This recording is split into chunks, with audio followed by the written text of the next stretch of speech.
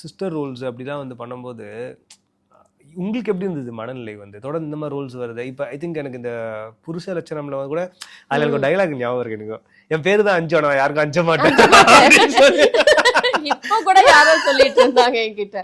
இப்போ பெங்களூர்ல ஷூட்டிங் போயிருக்கும் போது ஒரு ஆர்டிஸ்டோட அசிஸ்டன்ட் அவங்க வந்துட்டு, மேம் உங்களோட ஒரு டைலாக் எனக்கு ஞாபகம் இருக்கு, என் பேரு தான் அஞ்சு, நான் எதுக்கும் அஞ்ச மாட்டேன் அப்படின்னு.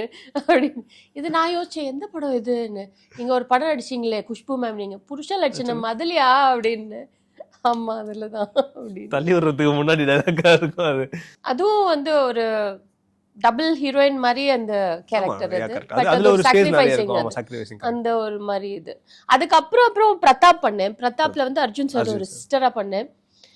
அதுக்கப்புறமா எனக்கு தொடர்ந்து இந்த மாதிரி கேரக்டர்ஸ் வந்துட்டு இருந்தது. என்னடா நம்ம தமிழை பொறுத்த வரைக்கும் என்ன தெரியுமா, இந்த கேரக்டர்ஸ் பண்ண ஆரம்பிச்சாங்கன்னா அவங்களுக்கு அந்த கேரக்டர் தான் கடைசி வரைக்கும். போலீஸ் அப்படி வந்து அவங்க ஒரு மைண்ட் செட் அப்போ வச்சிருந்தாங்க. இப்ப எல்லாம் மாறி போச்சு.